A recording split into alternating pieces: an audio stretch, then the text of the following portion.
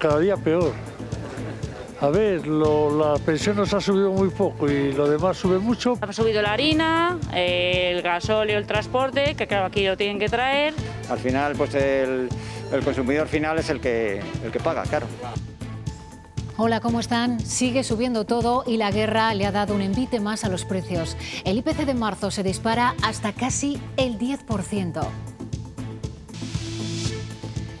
Los precios se han encarecido un 9,8% según el adelantado del mes de marzo. Es el dato más alto en 37 años. Son 2 puntos más que la tasa de febrero. Entre los productos que alimentan la subida, el precio del combustible. El viernes entra en vigor la rebaja del Gobierno, pero las gasolineras más pequeñas ya advierten que no podrán asumirla. No tienen capacidad para adelantar de sus fondos esos descuentos. Poder adelantar todo ese dinero, hay gente que lo podrá soportar y otros que no lo van a poder soportar. Puedes poner hasta el cierre de alguna empresa del sector. El empresario va a tener que adelantar casi 1.000 euros diarios que en nuestro sector ahora mismo no tenemos. Y llegan las reacciones tras confirmar Vox cuáles serán sus 3 consejerías en la Junta y a quién propone como titulares.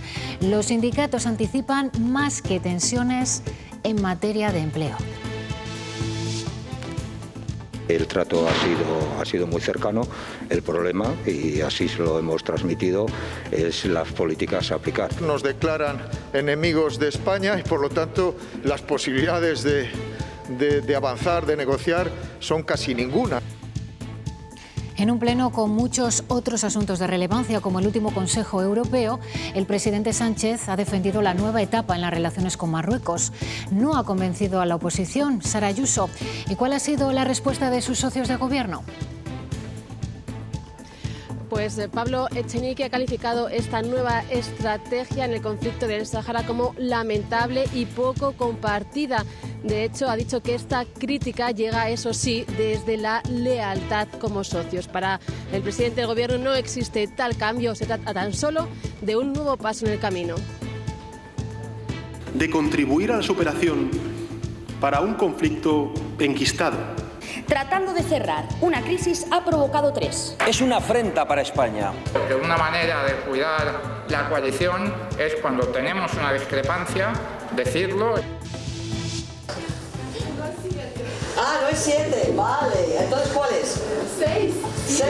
Sin quitarse de la cabeza su país, este grupo de refugiados ucranianos ha empezado a recibir clases de español en la Universidad Pontificia de Salamanca. Son cursos intensivos. Hoy los números aprenden lo que necesitan para desenvolverse en su día a día.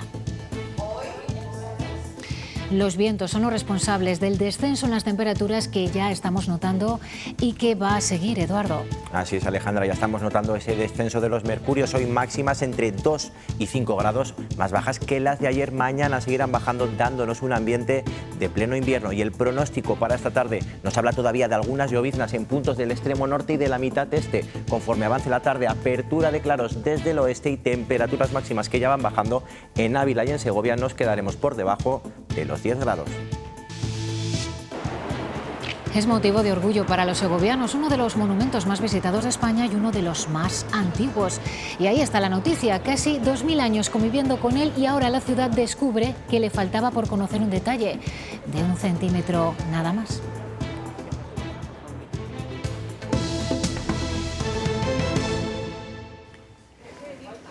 La guerra ha disparado la inflación de los precios. Marzo anota una subida del 9,8%, es la más alta en 37 años. No se había visto una cifra así desde mayo de 1985. Los precios han ido escalando progresivamente en el último año, pero la cuesta se ha acentuado desde diciembre. En apenas 4 meses la inflación casi se ha duplicado. Se ha encarecido prácticamente todo, aunque las mayores cifras las sigue marcando la electricidad, los carburantes y los alimentos. Esta fuerte escalada obligará a incrementar considerablemente el gasto en pensiones el año que viene por su revalorización. Y en este 2022 ya reducirá sensiblemente el poder adquisitivo de los ciudadanos. 16.700 millones de euros de detracción de poder adquisitivo de las familias producidos por este repunte adicional de inflación. En torno a 10.000 millones de euros de incremento en términos de presupuesto de pensiones que habría que sufragar el año que viene. Esa cifra del 9,8% de inflación que asusta a cualquier ciudadano no se veía en España desde mayo de 1985. Por aquellos años y a consecuencia de la crisis del petróleo se llegaron a tasas que rondaban el 30%. Vamos a comprobar en la calle cómo repercuten esos datos que salen del Instituto Nacional de Estadística. Da igual el pasillo que se ronde, en todos se habla de lo mismo. Todos los precios han subido un montón. La subida va por barrios, o mejor dicho, propuestos, mientras el pescado y la fruta no lo han notado tanto. No es una subida tan exponencial como se puede ver en otros productos. Solamente hemos notado que se ha encarecido el salmón. La carne, los huevos y el pan, sí. Ha subido la harina, el gasóleo, el transporte, que claro, aquí lo tienen que traer, ha encarecido y ha subido un poquito. Están subiendo las materias primas, están subiendo los piensos, todo repercute en el producto final. Cada semana han subido 5 céntimos, 10 céntimos. A ellos no les ha quedado más remedio que incrementar el precio de venta. Tampoco tienen otra opción los consumidores más que hacer cuentas. Comer tenemos que comer, si no se puede comprar una cosa, se compra otra. Antes te gastabas al mes 500, ahora 700. Gerardo lo tiene todo, necesita energía para su local y pan, huevos, carne y aceite de girasol para las croquetas. El tema del aceite de girasol se ha subido casi más del doble. En lo que hay quórum total es en que todos los comerciantes palpan mucha apatía en la gente. Se nota muchísimo ese desánimo. La veo triste, la veo con miedo. Porque las noticias que salen por televisión son todo negativas. Esta primavera no ha llegado a la calle como otros años. El Gobierno ya ha adelantado que las medidas aprobadas para frenar todo esto se pueden prorrogar más allá del 30 de junio si fuera necesario. Hoy en el Congreso, Pedro Sánchez ha informado de su contenido y ha pedido unidad a los grupos. Hasta el momento recibe concomitancia de reproches. Madrid, Sara Ayuso. Sí, los populares, por ejemplo, acusan a Pedro Sánchez de falta de gestión y le piden que dimita para poder poner ellos las soluciones. Esquerra pide soluciones estructurales y no solo coyunturales, y para Vox el origen del conflicto está en las leyes climáticas y en la sumisión a intereses extranjeros. Santiago Abascal califica como parches este paquete de medidas y dice que no se debaten las causas. El presidente del Gobierno, por su parte, ha reiterado en varias ocasiones esa petición de apoyo al resto de los grupos. Que no me parece que pedir apoyo y unidad en medio de una pandemia y de una guerra en Europa sea demasiado pedir. Ha faltado a la verdad a los presidentes autonómicos, ya que en la conferencia de La Palma se comprometió a aprobar nuevas rebajas fiscales y no hay ninguna. ¿Qué más tiene que ocurrir para que usted cumpla su palabra? No es sincero cuando pide unidad a esta Cámara. Usted es un autócrata, usted quiere hacer lo que usted quiera. ¿Por qué siempre se fijan en los impuestos de los pobres y nunca hablan de los impuestos de los ricos? ¿Las petroleras o las eléctricas cuándo van a pagar? Ajuste la tarifa del IRPF a la inflación. Hoy somos un 9,8% más pobres. Pero si los salarios suben un 2%, siendo más pobres, Hacienda recauda más. La aplicación de una de las medidas más destacadas ya genera dudas. Los empresarios de las estaciones de servicio creen que no tienen capacidad para asumir la rebaja anunciada por el Gobierno. Aseguran que tendrán que adelantar mucho dinero hasta que se lo devuelva Hacienda, y eso pondrá en graves aprietos a las gasolineras más pequeñas. Las gasolineras tienen 2 días para adaptarse a la nueva norma y están perdidos. Todo el mundo está desplazando el consumo para el día 1, todo el mundo vendrá y no sabremos cómo aplicarlo ese día, cómo hacerlo. Los sistemas informáticos veo inviable que puedan estar adaptados para poderlo aplicar. Va a ser, creo que, un caos. Marque lo que marque el monolito, el consumidor pagará 20 céntimos menos por litro. Ese dinero tendrán que adelantarlo las estaciones de servicio. El empresario va a tener que adelantar casi 1.000 euros diarios que en nuestro sector ahora mismo no tenemos. Las empresas más pequeñas miran con temor su futuro. Vivimos al día, los márgenes que dejan ahora mismo los carburantes no son tan elevados y entonces es una situación asfixiante. No se prevé un futuro muy bueno. Pues poner hasta el cierre de alguna empresa del sector. Algunas patronales no están de acuerdo con las medidas puestas en marcha por el Gobierno. Dicen que lo mejor hubiera sido bajar el IVA. Las grandes distribuidoras de combustible han asumido su contribución a la bonificación del precio del carburante en el marco de una situación de crisis, aunque avisan de que esta intervención debe reconducirse y volver a un mercado desregulado una vez pase esta coyuntura. Precisamente mientras dure la guerra, Cepsa no descarta una falta de suministro de diésel si los flujos desde Rusia se interrumpen. En un escenario hipotético en el que los flujos de diésel de Rusia se detengan por completo, creo que va a ser difícil responder en el momento a la importación de suficiente diésel del resto del mundo, así que sí podríamos llegar a esa situación. Los profesores itinerantes de los centros rurales de la comunidad llevan cerca de 5 meses sin cobrar sus desplazamientos entre centros. Perciben 0,19 céntimos por kilómetro, lo que supone que adelantan una media de 100 euros al mes. Los sindicatos exigen el pago mensual y la revisión de los precios. El pago mes a mes de los kilómetros recorridos. Una compensación extraordinaria para paliar los efectos de esta subida incontrolable que están teniendo los carburantes. La subida de las indemnizaciones previstas, que datan del año 93.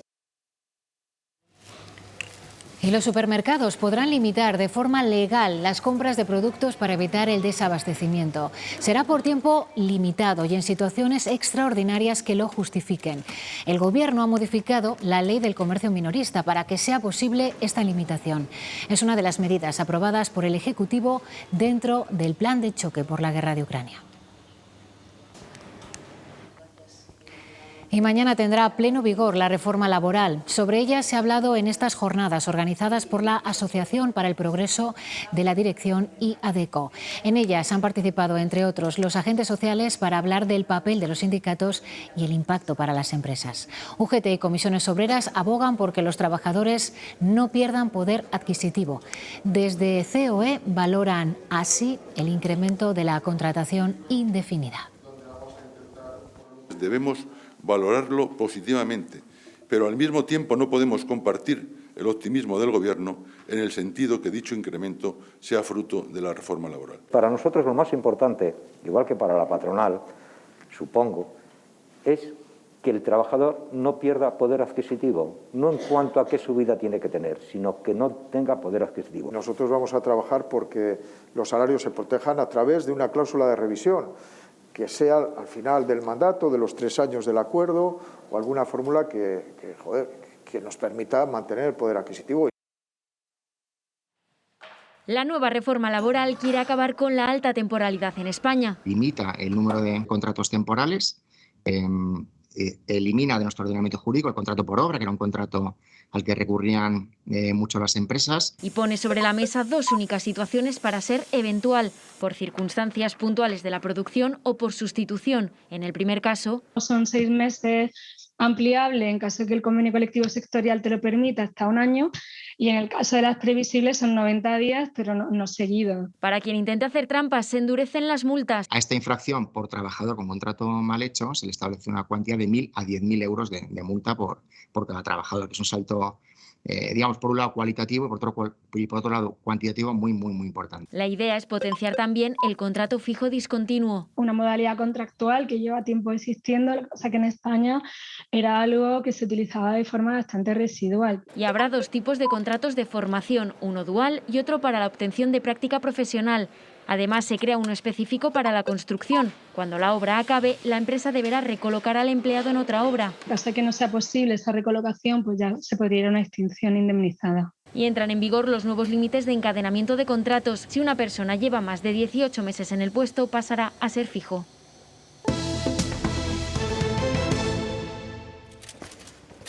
Amplia trayectoria profesional y perfil técnico. En ello coinciden las 3 personas que Vox ha propuesto para encabezar las consejerías que estarán en sus manos. Para Industria y Empleo, Mariano Berganzones, que fue coordinador de esta consejería. Para Agricultura, Gerardo Dueñas, que desempeñó el cargo de director gerente de Asaja. Y por último, Gonzalo Santonja, que dirigió el Instituto Castellano y Leonés de la Lengua. Se propone como consejero de Cultura. Desveladas las consejerías que va a dirigir Vox y las personas que estarán al frente, hoy es día de reacciones desde los distintos sectores. El campo, por ejemplo, en principio recibe al nuevo consejero con optimismo, mientras en los sindicatos hay temor sobre cómo serán las nuevas políticas de empleo. Todos los consejos. Con cautela, así recibe la patronal el aterrizaje de Mariano Beganzones al frente de la Consejería de Industria y Empleo. Nosotros lo tenemos que juzgar por los hechos y por el trabajo que se vaya realizando día a día. Hasta entonces no podemos decir nada. En su currículum, además de varios cargos en distintas consejerías, la Secretaría del Consejo Económico y Social. Allí, Beganzones ha coincidido con los sindicatos que hablan de buena relación con él. Sin embargo, el problema, y así se lo hemos transmitido, es las políticas a aplicar. Si las políticas a aplicar son las que ha dicho Vox. Nos declaran enemigos de España y, por lo tanto, las posibilidades de avanzar, de negociar, son casi ninguna. Desde el campo, mientras tanto, en principio hay buenas palabras para Gerardo Dueñas. Será el nuevo consejero de Agricultura, puesto al que llega tras una amplia experiencia en el sector. Ha estado gestionando una organización agraria, unas cooperativas también del sector, que es ingeniero agrónomo, con lo cual conoce perfectamente las debilidades. Lo que tiene que hacer es mucho escuchar al sector agrario, a las organizaciones agrarias, tener un buen diálogo. El tercero de los consejeros propuestos por Vox es él, Gonzalo Santonja, catedrático muy conocido por su afición taurina. Dirigió durante casi 2 décadas el Instituto Castellano y Leonés de la Lengua. Un historial académico de gestión, tanto a nivel nacional como internacional, muy importante. Y con este aval llega su nueva etapa como consejero de Cultura. Confirmadas las carteras que ocupará Vox en el gobierno de coalición, falta por saber qué funciones tendrá él. Juan García Gallardo, el vicepresidente. Ese asunto sería uno de los escollos de la negociación. El anterior vicepresidente, Francisco Igea, ocupaba además de este puesto una consejería, la de Transparencia, y era el portavoz del Ejecutivo. En anteriores gobiernos, la vicepresidencia, cuando existió, siempre tuvo además una cartera asignada. En 2015, las vicepresidencias sumaron la portavocía, Empleo y Presidencia, y en 2007 y 2004 Medio Ambiente y Economía. En 2004 se sumó además la Dirección de Comunicación. Bueno, pues conocida la propuesta de Vox, el acuerdo para formar gobierno y convocar la investidura podría estar más cerca. Suárez Quiñones ha sido hoy escueto pero revelador sobre los tiempos. Cabe esperar que sí, pero cabe esperar, ya se publicitará adecuadamente cuando eso se produzca. Y hay asuntos que ya esperan al nuevo gobierno, como por ejemplo la estabilización de las plantillas de enfermeras, hoy movilizadas para pedir la aprobación de la Ley Nacional de Seguridad del Paciente. El consejero de Sanidad en funciones se ha reunido con el sindicato de enfermería y se ha comprometido a abordar con ellas esta demanda si continúa en el próximo Ejecutivo. Otro de los asuntos que aguarda al futuro gobierno es la despoblación. Desde Soria ya se dirigen especialmente hacia uno de los miembros de esa coalición, hacia Vox, y lo hacen con esta reclamación. Me hace a mí mucha gracia lo preocupados que parecen estar ahora los socios de gobierno o futuros socios de gobierno PP y Vox por el problema de la inmigración controlada que le llaman, cuando esta tierra es una tierra en que el principal problema es la inmigración, es retener a la gente o atraerla.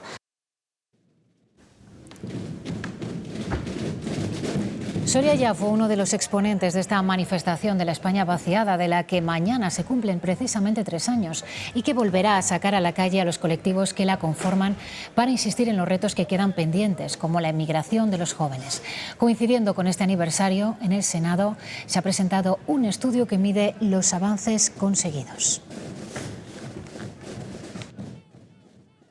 No se trata solo de recuperar nuestros pueblos, se trata de recuperar una nueva forma de habitar el territorio y además un territorio que en este momento está absolutamente en el centro del escenario, porque nos hemos dado cuenta que el territorio es donde pasan casi todas las cosas, ¿verdad? Tenemos que generar energía, tenemos que hacerlo en el territorio. Nos hemos dado cuenta con la pandemia lo importante que es tener entornos donde podamos disfrutar de calidad de vida. La plataforma Bierzo Ya convoca una manifestación este domingo para exigir a las administraciones superiores promesas electorales incumplidas desde hace décadas, como la autovía Orense, la mejora ferroviaria o la autovía Asturias. El colectivo espera una gran respuesta ciudadana.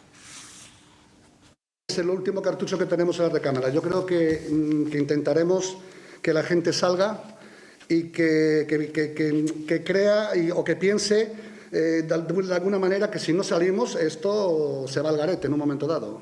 De hecho ya estamos al borde del abismo, solo falta que nos empujen.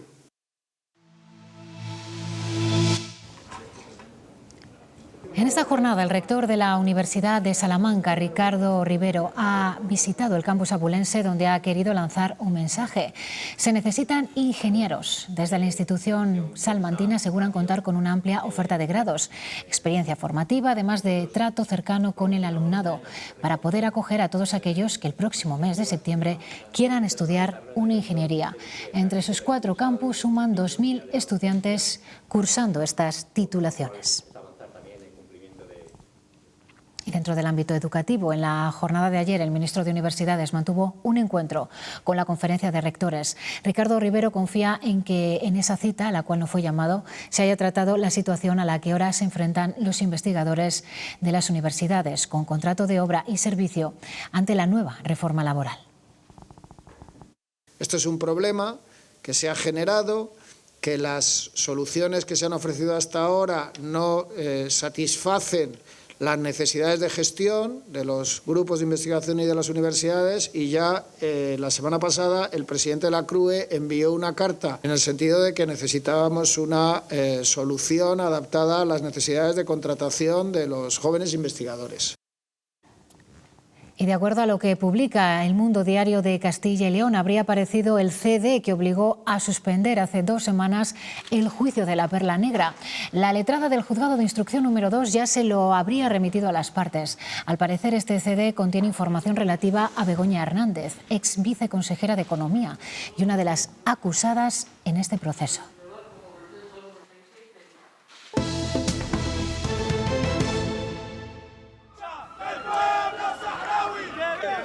Es una concentración saharaui contra el giro político en política exterior del Gobierno, en la que han participado miembros de Unidas Podemos y los socios de la investidura. Discrepan de la decisión de Pedro Sánchez de reconocer la autonomía de Marruecos sobre el Sáhara Occidental, para intentar resolver así el conflicto de la excolonia española. Han recogido 90.000 firmas para pedir a Moncloa que rectifique. Es un giro falso. Es una posición que contraviene la legalidad internacional. Está cediendo por una vez más al chantaje del reino alauita, al chantaje constante. Esa protesta tenía lugar a las puertas del Congreso, mientras en el interior Pedro Sánchez razonaba el cambio de la política hacia el Sáhara Occidental. Todos los grupos han censurado ese viraje, incluido Unidas Podemos. Madrid, Sara, volvemos contigo. Sí, Unidas Podemos ha calificado este giro en la política exterior como lamentable y dice que además la sociedad española no lo comprende. Mucho más contundentes han sido otros grupos como el Partido Popular o Vox, que han usado palabras más gruesas como insulto, traición o despropósito para referirse a la nueva relación de España con Marruecos. Lo que ha quedado claro hoy en la sesión es que el Gobierno, el Partido Socialista, está solo en la cuestión del Sáhara, aunque Pedro Sánchez continúa defendiendo que no ha habido un cambio de política, sino tan solo un paso más en la resolución del conflicto. No hay tampoco, señorías, desinterés ni desatención hacia el sufrimiento del pueblo saharaui. Lo que hay es el propósito firme de contribuir a la superación para un conflicto enquistado. Y para salir del atolladero de Rabat ha provocado una crisis con Argelia, una crisis con su gobierno y una crisis con todos los grupos parlamentarios de esta Cámara. Es decir, tratando de cerrar una crisis ha provocado 3. Es una afrenta para España. La carta que usted ha enviado es un puñetero insulto a este Parlamento. De la misma manera que hay que defender que se respete el derecho internacional en Ucrania, pues también hay que defenderlo en el Sáhara Occidental. Las 7. Ah, no es 7, vale. Entonces, ¿cuál es? 6. 5. Los refugiados ucranianos siguen adaptándose a su nueva vida en nuestro país. Esta clase de español la hemos visto hoy en Salamanca. El idioma es básico para desenvolverse en la vida diaria en los refugiados que salen de Ucrania y llegan a otros países. En Salamanca, la Universidad Pontificia ha comenzado esta semana las clases gratuitas de español. Son cursos intensivos donde 40 refugiados aprenden lo básico para su día a día. Vale, entonces íbamos días de la semana, lunes, martes. Es el comienzo, algo tan básico como saber cómo se dice qué día es hoy. Son dos grupos de refugiados ucranianos que tratan de empezar una nueva vida. Nos sentimos seguros en Salamanca, pero nuestro corazón está en Ucrania. Huyen de un país en guerra. Salí de Ucrania solo 5 horas antes de que la guerra comenzara. Ahora están en un país cuyo idioma no conocen. Ese es el primer paso. Urgentemente aprender lo más rápido posible. Clases intensivas y gratuitas para un grupo muy variado, de 17 a 64 años, familias, personas solas. Vitalin era director de una empresa de suministros médicos con 30 personas a su cargo. Solo es el comienzo, pero está bien. Necesitaremos 3 o 4 meses para hablar bien. Anastasia estudiaba economía en la Universidad de Kiev. Antes de venir a España hablaba algo de inglés y francés y solo un poco de español. ¿Cuál es tu número de teléfono? Desenvolverse en la vida real. Por eso utilizamos mucho vocabulario para que ellos se puedan comunicar. Un programa coordinado por el Ayuntamiento de Salamanca. Ellos saben que es la puerta a su nueva vida. Y siguen llegando ucranianos a nuestra comunidad y son decenas las familias que están abriendo las puertas de sus casas para todos aquellos que huyen de la guerra. Un ejemplo de solidaridad lo encontramos en Pepe y Carmen, en Segovia. Viajaron hasta Madrid para recibir a Irina y Elena. Son dos hermanas ucranianas que dejaron toda su vida en Kiev y ahora intentan empezar de cero con este matrimonio y con sus 4 hijos. Carmen y yo somos así, o sea, vimos el llamamiento y dijimos que podíamos echar una mano, teníamos una habitación relativamente libre y no nos lo pensamos. Nos sentimos muy afortunadas de haber caído en una familia que nos trata tan bien. Además, como tienen hijas, hablamos de muchas cosas con ellas que tenemos en común. Y entre tanto, allí en ese lugar, las autoridades locales aseguran que continúan los bombardeos en ciudades como Kiev o Chernigov. Y eso no es a lo que se comprometió ayer la delegación rusa en la mesa de negociación. Ucrania y Occidente no confían en las palabras de Putin y lo cierto es que el sonido de las alarmas antiaéreas se ha vuelto a escuchar esta pasada noche. Rusia ha intensificado su ofensiva en el Donbass. Partido en dos ha quedado este edificio en Mykolaiv. Un misil lo ha destruido al completo. Al menos 8 personas han muerto, decenas han resultado heridas. La guerra continúa, a pesar de que ayer se abrió una nueva ventana a la esperanza. Vladimir Putin se comprometió a reducir sus ataques sobre Kiev y Chernigov, pero no lo está cumpliendo. Según las autoridades locales, los bombardeos siguen y eso provoca la desconfianza de Zelensky y Estados Unidos. No vemos ninguna razón para confiar en un Estado que continúa luchando por nuestra destrucción. Creemos que esto es un reposicionamiento, no una retirada legal. Por eso tenemos que estar preparados todos. 35 días de guerra que dejan ya un país destruido. Ciudades fantasma, ya nadie las pasea, como esta, Irpin. Hace días las tropas ucranianas recuperaron su control, pero hoy solo hay escombros, edificios destruidos, libros abandonados y juguetes sin dueño. Más de 4 millones de personas han huido de la guerra, otros no lo han logrado.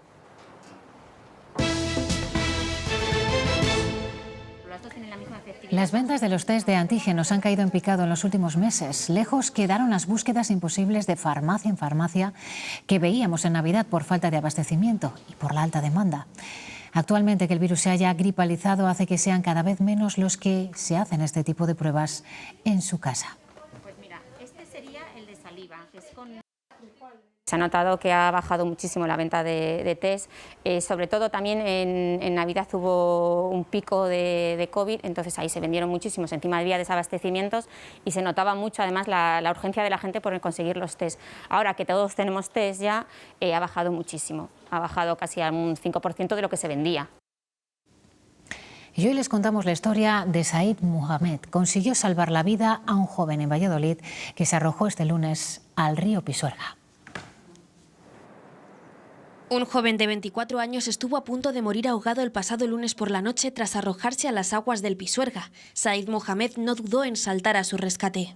Cuando lo he visto, está casi más o menos como muerte. Tenía en mi corazón una cosa solo para salvar la vida de él.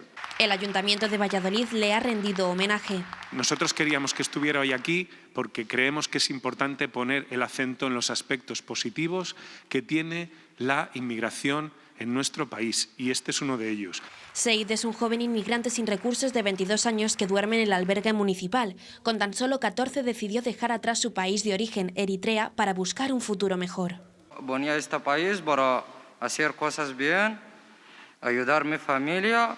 Los agentes de policía que estuvieron en el lugar de los hechos califican de fundamental la heroica intervención de Said para haberle podido salvar la vida a la víctima. Es que no se lo pensó. Si no le agarra con el brazo según se hundía y le saca, habría sido imposible. Yo no sé si sois conscientes de lo que ha hecho él, que es que el Pisuerga de noche encima es todavía más complicado. Cuando los policías municipales se quisieron dar cuenta, Said había desaparecido del lugar. Imaginaros el protagonismo que quería el muchacho.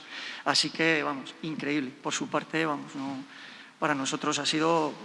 Yo llevo 22 años en la plantilla y no había visto algo así y creo que no sé si lo volveré a ver. La víctima continúa hospitalizada.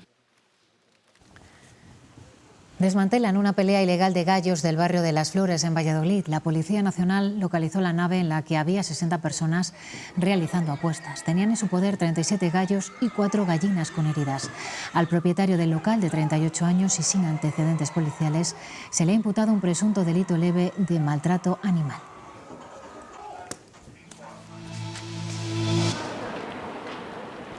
Tiene casi 2000 años ahí donde le ven y sigue sorprendiendo a los visitantes, que por cerca de 1 millón lo llegan a visitar cada año, y a los propios segovianos. Creían conocerlo todo sobre su acueducto, pero se les escapaba un detalle. Su acueducto crece. A través de los estudios digitales realizados en el último año y medio en el acueducto de Segovia, se ha conseguido tener una maqueta 3D del monumento absolutamente precisa, un documento exacto que marca casi al 100% las características del monumento y de cada uno de los sillares que lo componen. Este documento dice que la parte central, la más alta, no mide los 28 metros que estaban registrados, sino un poquito más. El acueducto ha crecido más de 1 centímetro, en concreto 117 milímetros. Es una cuestión más anecdótica que práctica. Realmente a nosotros lo que nos interesa sobre todo es poner las mediciones exactas a cada uno de los sillares, a cada uno de los pilares. Es decir, ahora podemos tener unas mediciones mucho más fiables de las que teníamos antiguamente sobre el monumento.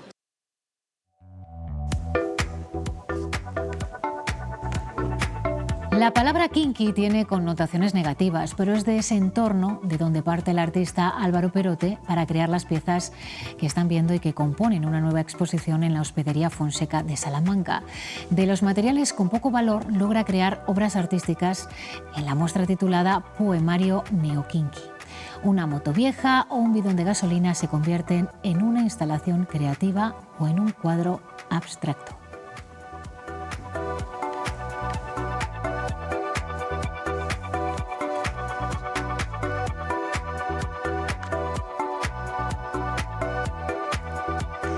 Pues es nuestra última imagen por el momento. Ahora llegan los deportes. Más información a las 8:30 y nos vemos aquí mañana. Adiós.